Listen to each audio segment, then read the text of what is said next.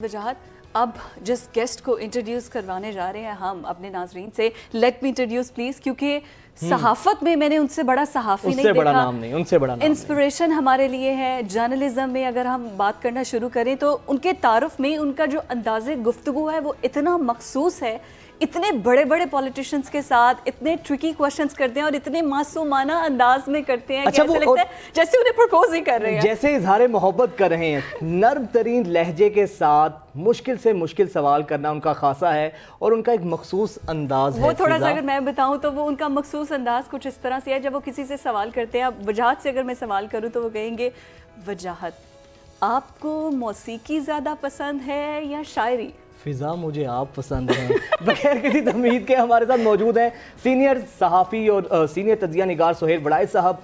सहाफ़त के अंदर इनकी सर सबसे पहले तो बहुत शुक्रिया आपका sir, you are such a credible journalist, thank you so much. Sir हमने तो ये देखा है कि जिन्होंने आपकी नकल की है, नकल करने वालों को भी अल्लाह ने इज्जत दी है, वो भी कामयाब हुए हैं। सर सबसे पहले तो ये बताइएगा कि सहाफ़त में बाकायदा कोई प्लान करके आने का इरादा था या फिर एक्सीडेंटली आप आ गए, कोई ऐसे हुआ अखबार के बाद इलेक्ट्रॉनिक मीडिया आया और आप आ गए और छा गए? हादसा था। हादसा था? क्या खूबसूरत हादसा था, फिर तो आप छा गए। मैं सीएसएस करना चाहता था तो अखबार की दुनिया में आ गया कि तैयारी करें, और फिर अखबारात की दुनिया में चलते चलते पहले टीवी वालों ने लिया नहीं, फिर अचानक उनकी नज़र पड़ी, तो फिर ऐसे गए कि बस वहीं बैठ गए।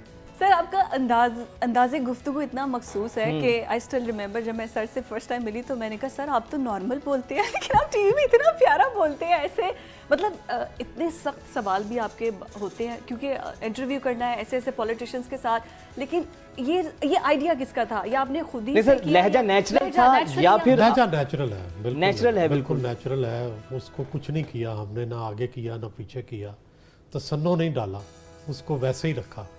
और मेरा ख्याल है यही इसकी प्रोग्राम की जो पॉपुलैरिटी की वजह भी यही थी कि वही लहजा रहा, वही अंदाज रहा, वही मेरी सादगी जो मेरे शख्सियत के अंदर थी वो शायद और यकीन करें वो शायर ने कहा ना, ऐसी सादगी पे तो मर मिटने को जी चाहता है। अच्छा आजकल हम देखते हैं फिजा सर के सहाफ़ी जो हैं उनका सवाल इतना सख्त नहीं होता, लहजे में ऐसे लगता है कि बदतमीजी है, लहजा सख्त होता है। लेकिन आपका लहजा बहुत नर्म होता है, जिस तरह फिजा ने कहा ऐसे लगता है जिसे प्रपोज कर रहे हैं आप। सवाल आपका सख्त होता है, तो न्यू कमर्स के लिए तो सर ये तो बहुत बड़ी चीज़ है, बहुत बड़ा इसके अंदर लेसन है। चाहिए मेरा ख्याल है कि टेक्निकली भी प्रोफेशनली भी हमने यही पढ़ा है, और मैं तो इत्तेफाक से नेचुरली भी मैं सख्त लहजा इख्तियार नहीं कर सकता। अच्छा मुझ में इतनी सख्ती है नहीं। सर घर वालों में आप जब घर वालों में भी सख्ती नहीं है, बिल्कुल सख्ती नहीं है, बिल्कुल नहीं, नरमी का ही अंदाज। भाभी से भी ऐसी बात करते हैं? बिल्कुल। अगर भाभी को कभी गुस्सा आ जाए फिर उसको आ जाता है, आपको नहीं आता? मुझे कम आता सर इतना नरम इतना प्यारा बोलते हैं, भाभी को भी फिजा वैसे आपस की बात है, किस बात पे गुस्सा आता होगा? वो गुस्सा आता भी होगा जिस तरह ये बोलते होंगे, खुद ही गुस्सा खा के खुद ही चुप कर, खुद ही चुप। जब सुहेल साहब आगे से कहते होंगे ये वैसे शादीशुदा मर्द के लिए सर आपने बड़ी अच्छी नसीहत की है। Exactly. आप बोले इतने प्यार से कि वो खुद ही गुस्सा आके खुद ही गुस्सा करेंगे। जब सुहेल साहब आगे से कहेंगे आई एम सॉरी तो उनको वैसे ही प्यार आ जाएगा सर आप पे। अच्छा सर बड़ी बड़ी शख्सियात के आपको इंटरव्यूज करने का मौका मिला, कोई मेरा ख्याल ऐसा सियासतदान नहीं है जिसका कोई ऐसा किसी भी तबके फिक्र से रखने वाला शख्स ऐसा नहीं है जिसका आपने इंटरव्यू नहीं किया? कोई यादगार इंटरव्यू, कोई यादगार वाकया हो? यादगार इंटरव्यूज कौन से? बजाज साहब यादगार तो जो बहुत पुराने हमारे बड़े सियासतदान थे, अकबर बुख्ती साहब थे, वली खान थे, बेनज़ीर भुट्टो थी, नवाबज़दा नसरुल्लाह थे, अजमल खटक थे, ये लोग याद आते हैं और इनके इंटरव्यूज़ भी याद आते हैं। ये बहुत ही भुट्टी साहब का आपके साथ इंटरव्यू वो सारे, हाँ ये इंटरव्यू बहुत अच्छे थे। लेकिन इसके साथ साथ और भी बड़े यादगार इंटरव्यू हैं। एक मैंने वहाँ थर में इंटरव्यू किया था, वहाँ के जो महाराजा हैं, वहाँ के जो थर के महाराजा जी, तो उनसे किया था, वो बड़ा पॉपुलर हुआ। तो इस तरह हर 2-4 महीने बाद कोई ना कोई ऐसा ज़रूर होता है। एक जापान में मैंने ओवरसीज़ पाकिस्तानी से किया था, वो बड़ा पॉपुलर हुआ था। सिंगापुर में किया था, वो बड़ा पॉपुलर हुआ था। एक्ट्रेसेस के इंटरव्यू बड़े पॉपुलर हुए सर। वो इंटरव्यू पॉपुलर हुए और उसके बाद सर आप तो डायरेक्ट बेडरूम में चले गए थे, वो क्या था? एक्ट्रेस के मतलब आपको पहले से आपने बताया था, उनके नॉलेज में था या सीधा ही? देखिए जो एक्ट्रेसें होती हैं ना, उनका एक अपना कल्चर है। एग्जैक्टली मतलब है जो पॉलिटिशियन है वो कभी भी अपना बेडरूम नहीं दिखाता, क्योंकि उसके बेडरूम में कुछ दिखाने वाला नहीं होता। उसका ड्राइंग रूम होता है, निकल आती हैं उसका सर ड्राइंग से, तो उनकी रूम, उसका ड्राइंग रूम होता है। लेकिन जो एक्ट्रेस है उसका बेडरूम और उसका बाथरूम दिखाने वाला होता है। वो उस पर उन्होंने बड़ी मेहनत की होती है। तो वो चाहती थी कि हमारे बेडरूम दिखाए जाएं, हमारे बाथरूम दिखाए जाएं। तो जब उनकी ये ख्वाहिश थी, और उसका कंपटीशन होता है उनका आपस अच्छा में। सोहेल साहब, हम ये देखते हैं कि आपकी सहाफत के अलावा मीम्स बड़े बड़े बनते हैं आपके। वो परसों मैं देख रहा था कि एक हिरन की तस्वीर थी और उसके नीचे किसी ने तहरीर लिखी थी कि लंबा कद, खूबसूरत सींग, रंगलियां तो मनाती होगी। आप पूछते कुछ इस तरह से ही हैं। सर ये आपके जो जुमले हैं ये स्पॉन्टेनियस होते हैं या बनाते हैं उससे पहले? आपके जुमले भी अमर हो गए हैं सर, अब तो मीम्स में आते हैं ये।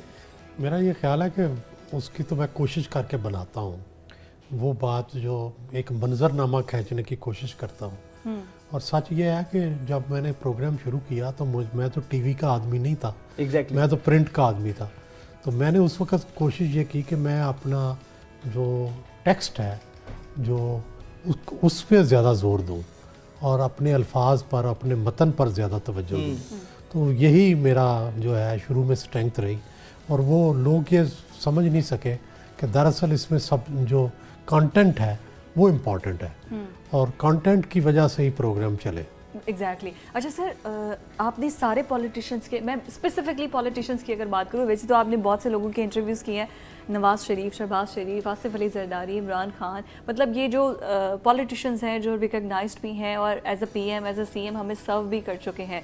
तो इन सब में आपको कोई ऐसा इनके साथ कोई वाकया, कोई इंसिडेंट्स या उनसे मुलाकात कोई में यादगार, खुशगवार वाकया जो अभी तक बड़े आपकी वाकयात हैं जी। याद मसलन आ- नवाज शरीफ साहब भी मेरी नकल उतारते हैं, जरदारी साहब भी नकल उतारते हैं, बेनज़ीर भुट्टो भी नकल उतारती थी आपकी। जी। अच्छा। यानी कि ये हम अपने नाजरीन को ब्रेकिंग न्यूज दे, मुझे लगा ये सुहेल बुराई साहब की नवाज शरीफ साहब जो कि नून लीग के कायद हैं, आसिफ जरदारी साहब 3 पीपल्स बार पार्टी वजीर के आज़म कायद रह हैं, चुके और हैं। बेनजीर मोहतरमा शहीद वो भी सुहेल साहब की यानी कि हम अकेले नहीं उतारते, वो भी उतारते थे। बिल्कुल बिल्कुल। तो आपका क्या और मेरे सामने उतारते हैं। सबसे अच्छी कौन मिमिक्री करता था आपकी? नहीं, सारे ही अच्छी करते हैं। मेरा अंदाज इतना आसान है कि सारे आसानी से कर लेते हैं। छोटा बच्चा भी मेरे ख्याल से एक दफा सुहेल साहब को सुन ले, वो भी मिमिक्री करेगा। अच्छा सर, जब मीम्स देखते हैं आप, आपके पास भी मुझे आते अच्छा होंगे, लगता है। कैसा मैं लगता है? माइंड नहीं करता, बिल्कुल माइंड नहीं बिल्कुल करते। माइंड नहीं करता। मैं ना क्रिटिसिज्म को भी वेलकम करता हूँ। मास हुआ है कि कोई गालियाँ ही निकाल दे, वो तो जाहिर है अच्छी मेरा नहीं लगती ख्याल है। सर आपको कोई गालियां देता होगा। नहीं, लेकिन आजकल तो रुझान है ना कि हर एक कोई गाली दे दे। अब वो उस रुझान से तो सर कोई भी महफूज नहीं है, उस रुझान के शर से तो कोई भी महफूज नहीं है। अच्छा सर, ये बताएं कि जब आप कहते हैं कि जो सहाफ़ी होता है उसके दोस्त कम दुश्मन बहुत ज़्यादा होते हैं, आपके भी कोई दुश्मन हैं या आपको भी कोई खुदा न खास्ता दुश्मन threats तो आते बड़े हों? कम है, दुश्मन तो बड़े कम है, लेकिन मुखालिफ हो सकते हैं। आपकी जाहिर है आपकी सोच से जो इत्तेफाक नहीं करते वो आपके मुखालिफ होते हैं। दुश्मन तो मैं नहीं समझता, तो सर ना तनकीद दुश्मन करने सोचना वालों चाहिए। को- मैं आज तक अपनी जितनी भी मैं अपने ख्यालात का इजहार करता हूँ, मैंने कभी किसी की दुश्मनी नहीं की, कभी किसी से पर्सनल किसी के खिलाफ बात नहीं की, किसी के खिलाफ पर्सनल इल्ज़ाम नहीं लगाया। तो जवाब कैसे देते हैं तो मैं तनकीद करने हमेशा वालों को? प्रिंसिपल्स पे, असूलों पे, पॉलिसियों पे बात करता हूँ। मैं कभी किसी के एज पर्सन खिलाफ नहीं हुआ।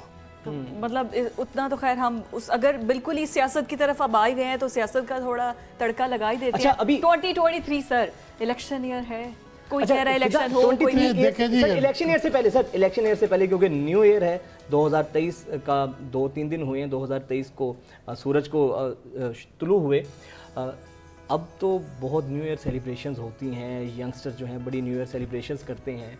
आपका क्या था न्यू ईयर की रात पे या न्यू ईयर वाले दिन आपकी क्या तैयारियां होती थी? नहीं, अब तो कुछ भी नहीं, अब तो जवानी की बात कर रहे हैं। हाँ, उस जमाने में जब आप बिल्कुल आतिश जवान हुआ करते बिल्कुल उस ज़माने में न्यू ईयर मनाया करते थे बाकायदा दोस्तों के साथ, और पहले से प्लानिंग करते थे, कई दिन पहले से न्यू ईयर आ रही है।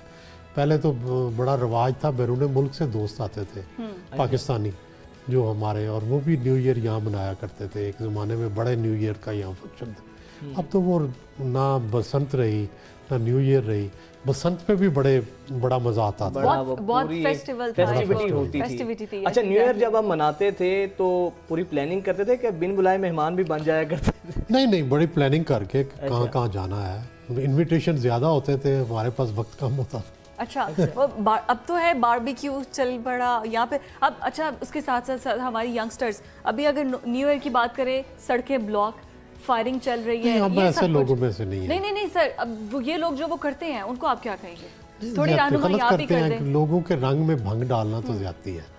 खुद एंजॉय करना चाहिए, ये तो नहीं दूसरों की एंजॉयमेंट ख़राब करें, मोटरसाइकिलों पे लोगों को रोक लें या तंग करें, ये तो अच्छी चीज़ नहीं है। ये तो आप एंजॉय नहीं कर रहे बल्कि लोगों को तंग कर रहे हैं।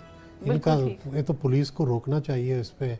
मुझे याद है कि मैं एक न्यू ईयर मैंने मनाई थी लंदन में, और न्यू ईयर वहाँ कब की बात है सर? लंदन में ऐसा क्या हुआ जो आपको अभी तक याद है? नहीं, वहाँ न्यू ईयर नाइट मनाई जाती थी ट्रैफलगर स्क्वायर पे। अच्छा, तो अब भी मनाई जाती होगी, लेकिन हम जब गए, ये बात है 1994 की। ओके 1994 की जो न्यू ईयर नाइट थी वो हमने वहाँ मनाई थी। तो मुझे याद है कि हज़ारों का मजमा था, लेकिन कोई एक स्टिक, कोई बोतल भी नहीं टूटी, कोई हुल्लड़बाजी नहीं थी, कोई किसी किस्म हुल्लड़बाजी का नहीं। और शोर लोग होगा नहीं। हालांकि ड्रंक भी थे, ठीक है, ड्रंक लोग भी वहाँ मौजूद थे, लेकिन कोई किसी ने कोई बोतल नहीं टूटी। सोबर थे ना ये वो। महज़ब कौमों का सर, यही तेवर हमारे हुआ करता है, उनके यही 2022 मिजाज की हुआ अगर बात करते हैं। करें 2022 ओवरऑल आप कैसा देखते हैं पूरा सियासी मंजरनामा? कुछ थोड़ा सा सियासत का तड़का सर आए हैं तो ये कोई हो ना नहीं कोई- सकता, हो नहीं सुहेल सकता। साहब, हो हाँ, सियासत की बात ना 2023 की और 2022 की देखिए दोनों की देखिए, बात। अगर तो स्ट्रिक्टली कॉन्स्टिट्यूशन पे चले Yes. तो 23 जो है कॉन्स्टिट्यूशन इलेक्शन का साल है, और अगर इलेक्शन नहीं होना तो फिर कॉन्स्टिट्यूशन से हटना पड़ेगा। सिर्फ एक शिक है जिसको इमरजेंसी कहते हैं, उसका को बहाना बनाना पड़ेगा, लेकिन फिर उसके लिए भी आपको कोर्ट से इजाज़त लेनी पड़ेगी। बड़ा मुश्किल वरना है। इसके बगैर मेरा ख्याल है इलेक्शन होके ही रहेंगे। इलेक्शन होंगे। अच्छा सर, एक आप 4-5 दहाइयों से माशाल्लाह सियासत में हैं, सहाफ़त कर रहे हैं, सियासत को करीब से देख रहे हैं सर। अब ये जो इससे पहले माजी में आपने देखा, अब ये जो एक नया तरीका चल पड़ा है ऑडियो लीक्स का, वीडियो लीक्स का, इससे पहले भी माजी ज़ाहिर में है होता पहले था? नहीं थी, ये कम थी। पहले ऑडियो लीक्स तो पहले भी आई हैं।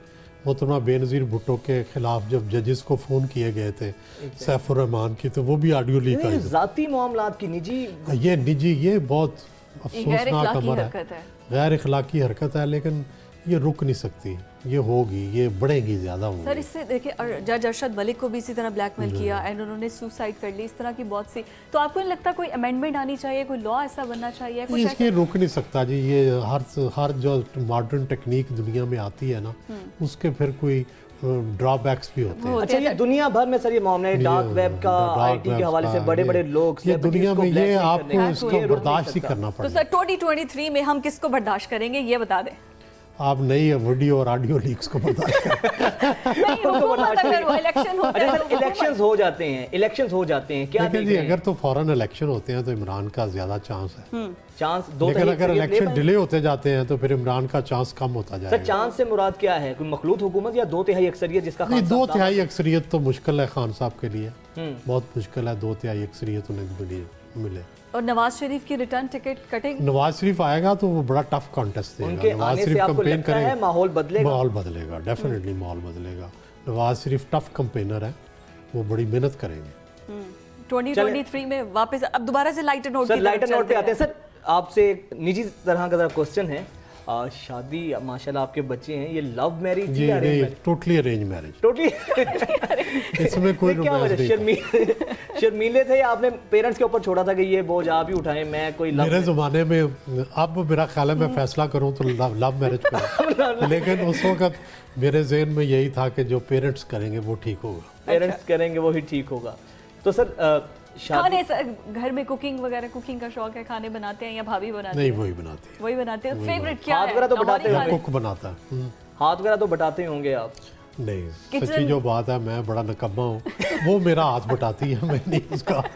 तो सर खाना आपका क्या फेवरेट है? खाने बड़े जायकेदार, बड़े ओए, मज़ेदार। सर वो तो आपकी वीडियोस में देखते हैं, सिवाय इमरान खान साहब से मुलाकात के अलावा हर जगह खाने नजर आ रहे हैं। सिर्फ खान साहब के साथ जब इंटरव्यू पुलाव मुझे बहुत पसंद है, अच्छा पुलाव। पुलाव बहुत पसंद है, और जितने मज़ेदार खाने हैं, जायकेदार खाने हैं, पसंद है। अच्छा सर, तस्वीर हमने देखा बहुत वायरल हुई थी, खान साहब के दूसरे लोगों से मुलाकातों की, खानों की तवील दस्तरखान वसी था, और खान साहब की वो वाहिद तस्वीर थी जिसके अंदर खाना नहीं था, वो खुद खा रहे हैं और आप पास बैठे हैं। वो नाश्ता उन्होंने किया था, वो खुद ही किया था, मुझे नहीं नाफर की थी, और लेकिन और मेरा दोपहर का खाना खिलाया था उन्होंने। मेरा ख्याल है उस दफा पहली दफा आपने खाना घर से खाया होगा। दोपहर का खाना उन्होंने ट्रक होटल से खिलाया था। दोपहर का खिला दिया था, वो यही तो बात और बता रहे पैसे भी जेब से दिए थे या कोई साथ? पैसे जेब से दिए थे, साथ ड्राइवर था। यार वो सर्टिफाइड सादिक और अमीन है, अब तो कोर्ट से भी उन्हें सादिक और अमीन का, तो वो पैसे उन्होंने जेब से ही देने थे ना। अच्छा, मेहमान नवाजी में कौन सा सियासतदान आपको बड़ा ये वसीर बलोच लगा? सियासतदान और सिंधी सियासतदान बहुत आगे हैं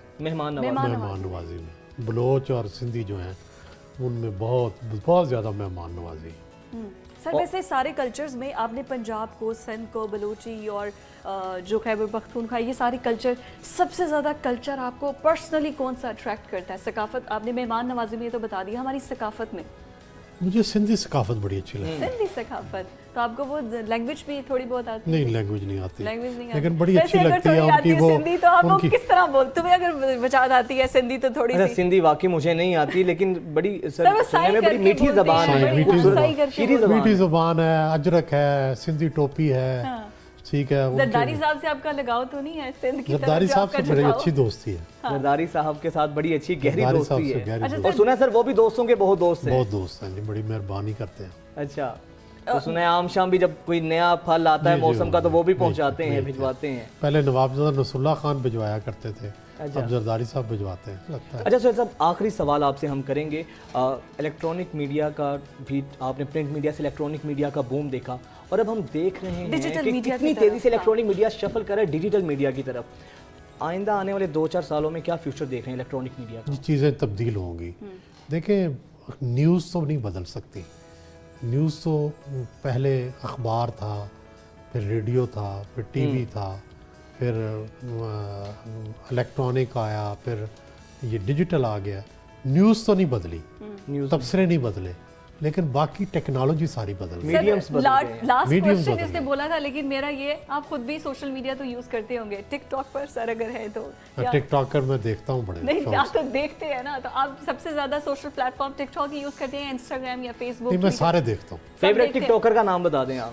मैं कोई ऐसा नहीं है फेवरेट टिकटॉकर, लेकिन मैं सारे देखता हूँ। खुद कभी दिल करता है टिकटॉक पे आने का? नहीं नहीं कभी दिल लेकिन किया, ये है कि मौसम अच्छा है, जब फारग टाइम होता है ना, फिर देखते तो हैं। फिर सारा वक्त वही देखता हूँ। टिकटॉक ही देखते हैं। टिकटॉक, फेसबुक, मुख्तलिफ लोगों को ऑब्जर्व करना वैसे भी मुझे शौक है, हाँ। तो वो एक अच्छा शुगल मिल जाता है, कई कई घंटे देखता हूँ। सर अच्छा, थैंक यू शुक्रिया। सो मच फॉर योर बहुत शुक्रिया टाइम, सर थैंक आपके यू सो वक्त का। मच। और यही था कि आपको एक लाइटर चंक में हम अपने नाज़रीन को दिखा सके कि आप बिहाइंड द कैमरा कि क्या है इनकी पर्सनल लाइफ और सब। Thank you so much sir आपके वक्त के लिए। Thank you. नहीं जी, फिर मैं आऊँगा इंशाल्लाह, आपका प्रोग्राम आपको चलेगा तो मैं फिर भी आऊँगा। थैंक यू सर, बहुत शुक्रिया, so nice of you sir.